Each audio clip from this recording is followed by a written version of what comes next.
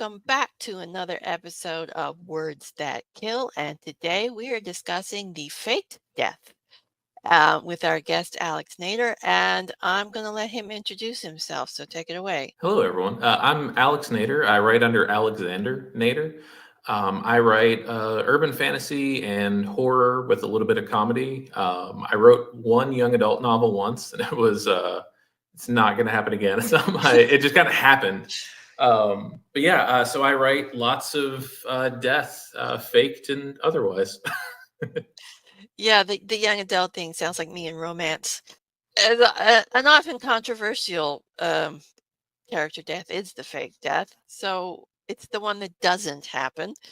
So have you ever played with it in your own writing? And do you think it is a strong plot device or worn around the edges? I think, like any other trope, when used in moderation and, kind of wielded by a skilled author, it's definitely acceptable, and still works well. There's still lots of people doing it well. It's something that I've used in my own writing. I like to write a lot of unreliable narrators. So faked or misinterpreted deaths are something that kind of you can play with a lot when you can't trust the person telling the story. So it is definitely something I use within my own writing. Oh, that's a good point with the unreliable narrator. I hadn't thought of that one. The presumed death is another variant of the fake death where someone is presumed dead after being gone missing. So, do you think that version is an easier form to write than the actual fake death? I think it depends on the genre that you're writing in. I watch and read and take in a lot of horror, and in the horror genre, if you don't see their last breath on page, it didn't happen. So I think in certain genres, it's a lot more expected than others. But I definitely think you can work it into a lot of different genres outside of horror. But I definitely think it's takes a little more work the further you get outside of that.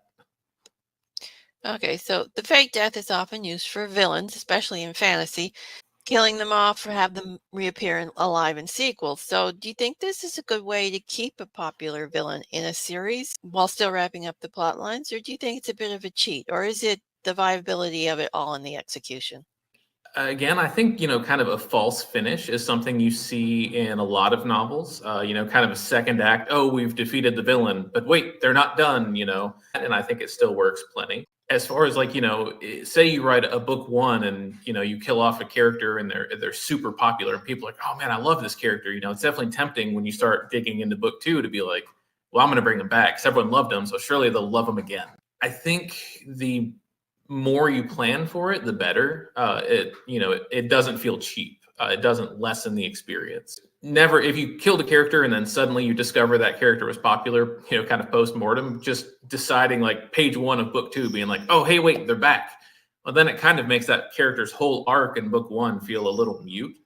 But if it's something that you've planned on, and you have time to set the dominoes so that when they eventually fall, it feels natural. That's definitely a great case for doing that. Good point. So, there's also a psychological element to using the fake death trope. What advice would you give for writing the emotional complexity needed for a character that's faking his own death or their own or her own death? I think keeping the reasoning in the actions in line with the character. If you have like a super genius Moriarty type character, and he comes up with some crazy elaborate faked death because he knows that Sherlock is going to feel bad if his only intellectual equal is gone. He's trying to mess with Sherlock's head. That makes sense in that egotistical super genius kind of villain. But say you have a more obtuse character and they just don't want to do a thing or they want to get out of a thing, so they're like, oh, well, faking my death was the easiest way to get out of doing that. I think both of those situations could work for each of those characters, but it wouldn't work if you flipped it. If you had a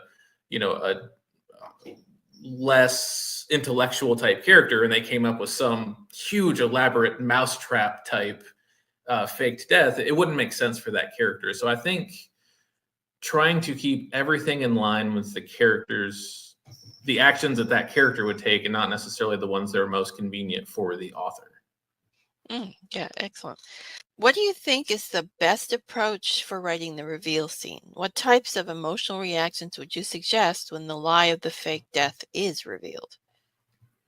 Sure.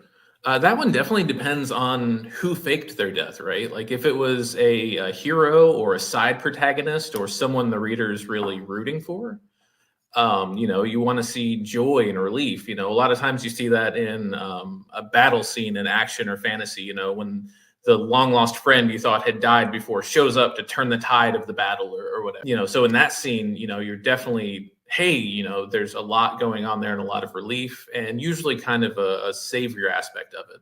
With a villain or an antagonist, there's more shock and anger and, maybe even you want the reader to feel a little bit of, kind of secret joy. Like if they liked that villain, if it was a very charming villain or something, maybe even wanting the reader to feel a little guilty that they're happy that this person is back on the page. Yeah, I would think with a villain, there'd be a little bit of a fear aspect as well. Yeah, absolutely. And, I would definitely say I would approach the emotion aspect through your protagonist first. Don't focus on how the author feels or how the reader feels, but how does this make the character feel? Because if you nail that, everyone else's emotions will fall into place. Excellent.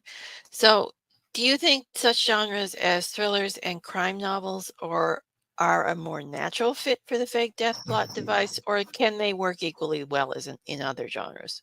I think, thrillers, crime, horror, all have a very strong seat at that table. It's maybe not to be expected, but it's, something that readers are looking for when they're, in that genre. Like I said, in horror, if you don't see someone take their last breath, they're not dead.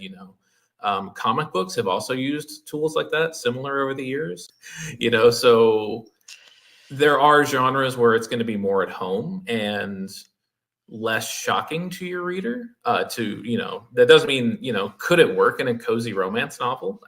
Maybe Stranger Things have worked, you know, but you see it in sci-fi with a character who drifts out into space with a limited air supply, or, in fantasy, there's a giant battle scene and you see a character get overrun and there's no way they made it out alive. So it is something that can work in lots of different situations and settings, as long as you're careful and purposeful about how you wield it. Yeah, I think it's almost expected in some cases with horror and comic books. I mean, because those superheroes never stay dead.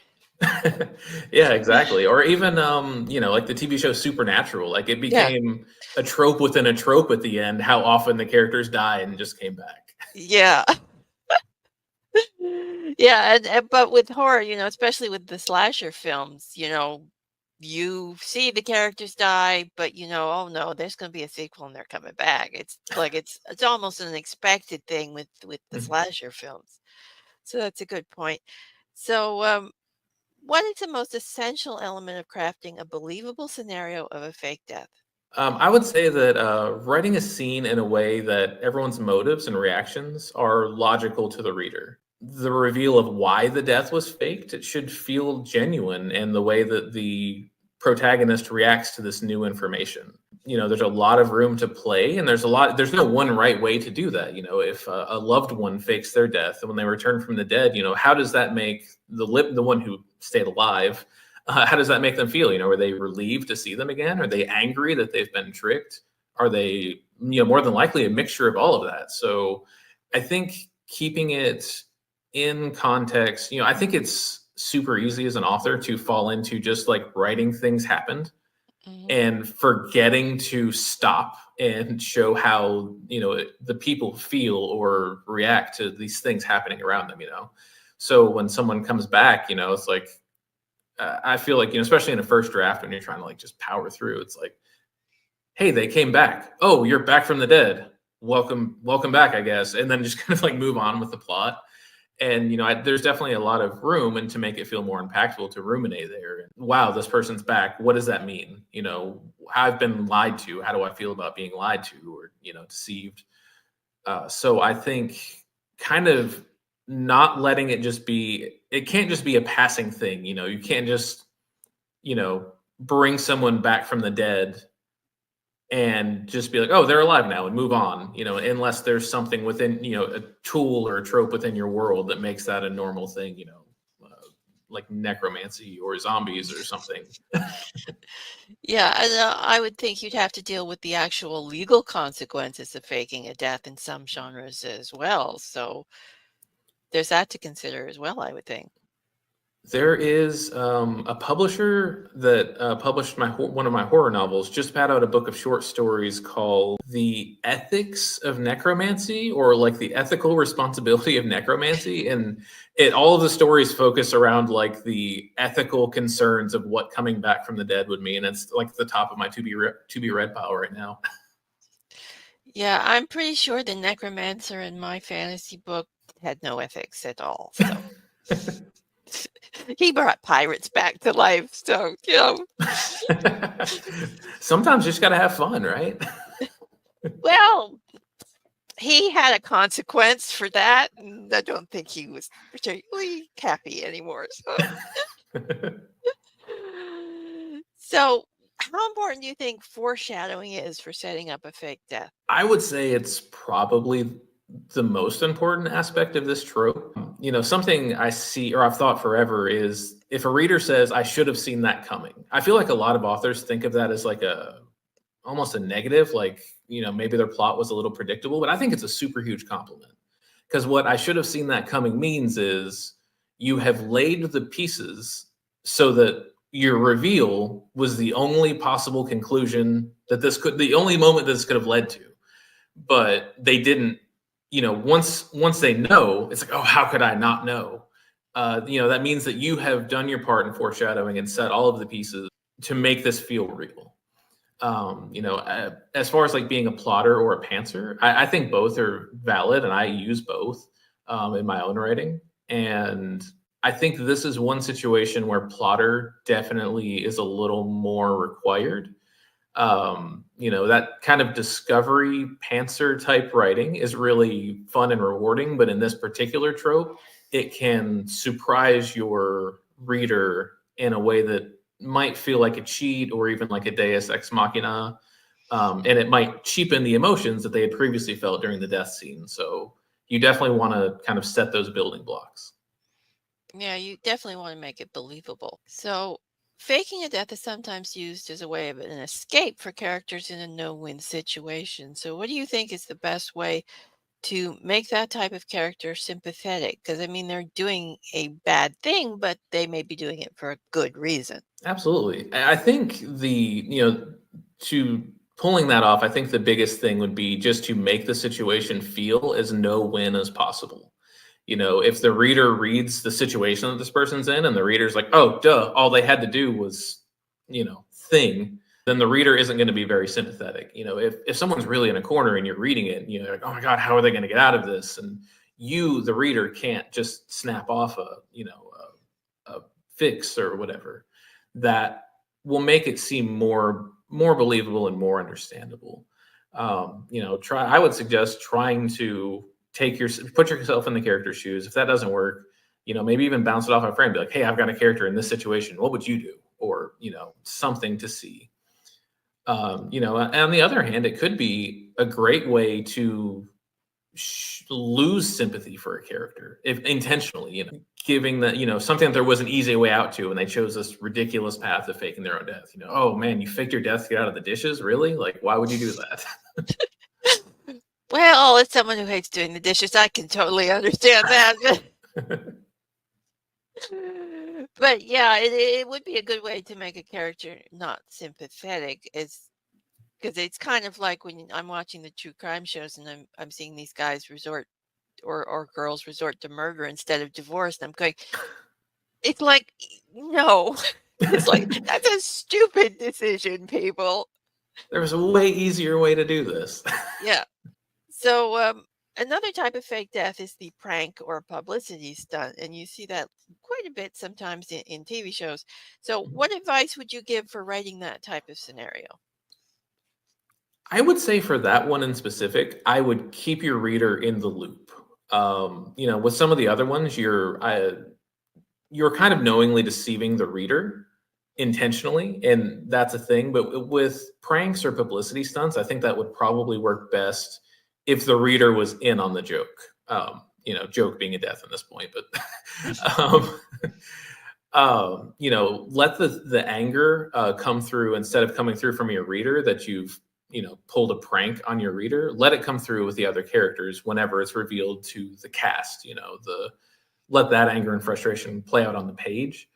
This trope as a whole isn't something that you want to be doing 2 and 3 times a novel, or maybe even 2 and 3 times a series. It's kind of one of those things that's a one-off. But with that one, there definitely is like a framework and like a little boy who cried wolf type story where, maybe someone is pulling a prank where they die 2 or 3 times and suddenly they get murdered. Well, that's a mystery novel. Mm.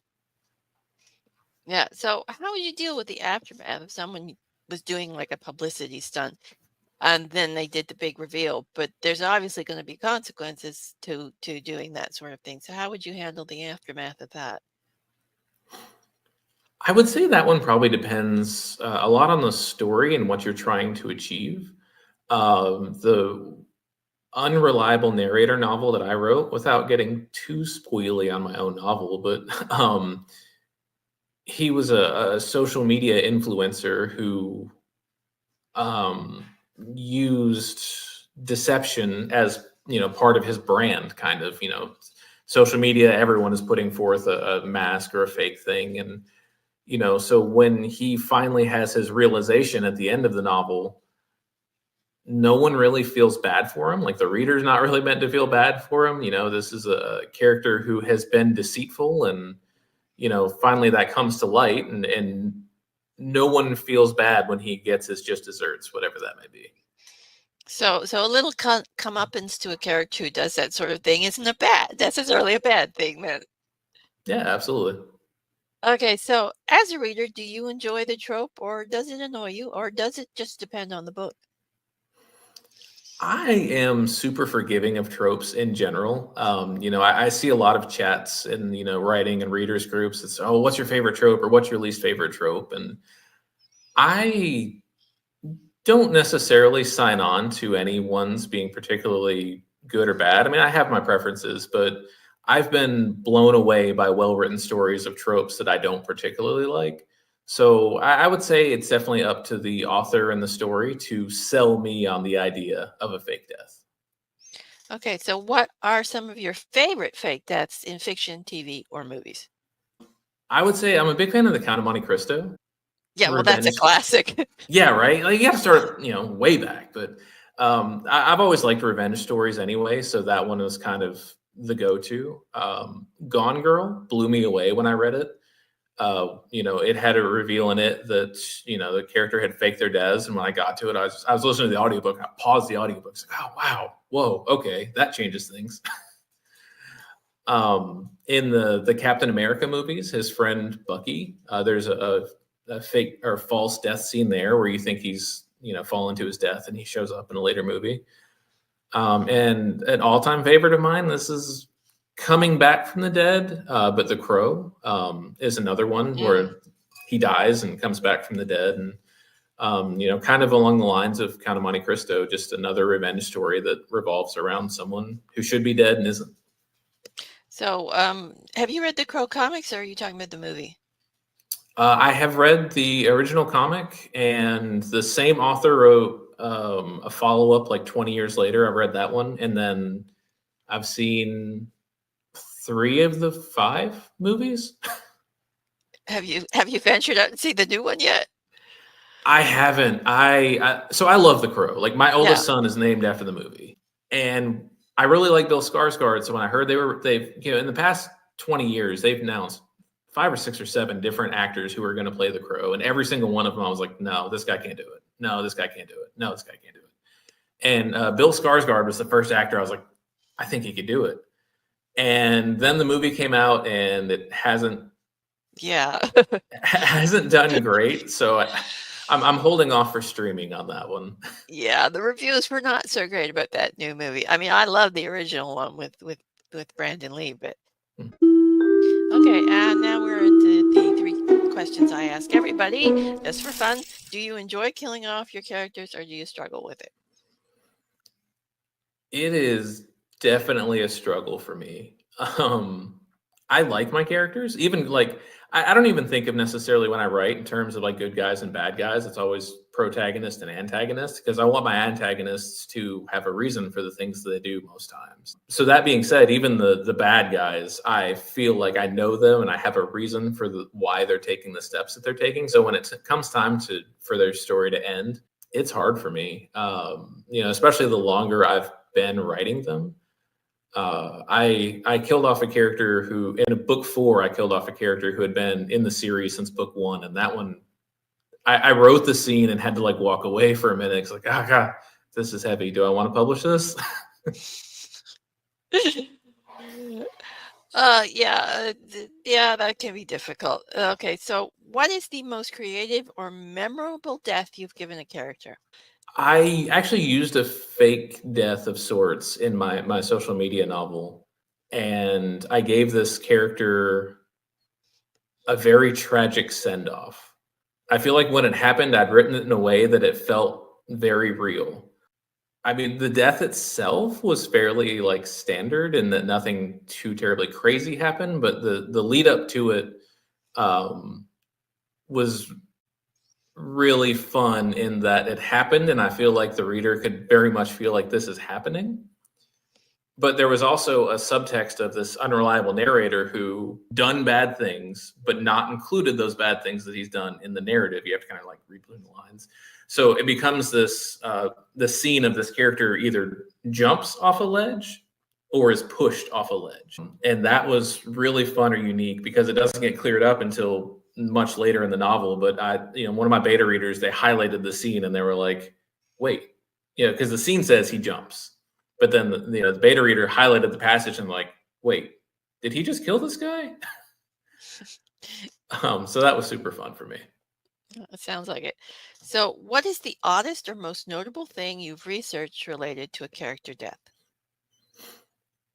I would say on this one, probably the grimmest thing that I've searched, because there's all kinds of, author searches, like what kind of poisons, what kind of plants serve as poison or, what kind of, but I am fairly ignorant when it comes to guns. I have friends who are more knowledgeable, and luckily they read my stuff and, they'll call me out on stuff, if I miss something but I had a scene where a character needed another character's eyeball for plot reasons. Like you do. As you do. Yeah, right. So I knew that for later in the book, I was like, I need them to have this eyeball. And I knew that the character who possessed the eyeball at the time got shot. So I was doing a bunch of research into what calibers and types of guns would cause this specific style of damage that would lead to a loose eyeball. And that was very enlightening and super sobering, like watching videos of people with ballistic dummies and seeing, kind of what some of these weapons are capable of. I did find it, and it was hopefully a cool scene, so it was all worth it in the end. Yeah, it sounds like an interesting scene. So I think we'll wrap the interview up here, and I'd like to thank you for being a guest today. It was a pleasure chatting with you. And please tell everybody where they can find you and your books. Yeah, thank you. I am Alex Nader Writes on every social media that I've heard of so far. All of my books are on Amazon. And then I've got a horror novel called Absolution Blues that is available, I think, everywhere books are sold. Barnes & Noble and Apple and all the others. Okay, and that's it for this episode. So bye for now. I really don't want to fight you right now. That's the biggest lie I've told today. Hacked the head off a demon an hour ago, and now I'm all hopped up to punch a dipshit. Just walk away and avoid the throat punching you have coming. I don't think so, pal. The man raises his weapon. The bottom of his black tank top rides up to show off an impressive patch of belly button hair. Before the iron can start in my direction, I close the distance. My hand doesn't cock back like a slingshot. It shoots straight from my hip, and my closed fist connects directly with the man's throat. Without even a cough or a hack, he throws up, directly on my shoes. Why do I even bother? Should have just kept walking. I could have almost been to the end of this shithole, and instead, here I stand with puke on my shoes and a 21st century Beau Duke doubled over at my feet. I flick the worst of the spewage off and turn back down the road. 3 more steps before I hear, "Hey!" Fuck my life. I just want to go home and lay down with a nice glass pillow. The kind with amber dreams sloshing around on the inside. Screw it. I'll just keep walking this time. Eventually I'll be out of sight, out of mind. Hey, another voice shouts. That man done knocked Luke dead. You've got to be kidding me. Of course I guessed the wrong Duke boy. It was a 50-50 chance, I suppose. Behind me, bare feet slap against the pavement. I'm about to be stampeded by a wild group of mullets. I just know I am. There might be the occasional crop-top rat-tail combo, but dollars to daisies, there's at least one mullet. A hand lands on my shoulder. Out of reflex, I sweep the hand away and the ball the fist of my free hand. This time, the fist cocks completely back to my chin as I aim to prove that I am, in fact, done fucking around. The balled fist dissolves mid-swing as my eyes finally catch up to the pistol in the hand of the guy I'm about to punch to death. Whoa there, big fella, I say. I didn't know we were bringing guns to a fist fight. Give me 1 second to adjust. My left hand pushes the gun of the man, who does in fact have a mullet, away from my face as my right pulls a stupidly large caliber handgun from the holster under my arm. Yeah, that's it. Burden's End, Beast of Burden Book 3.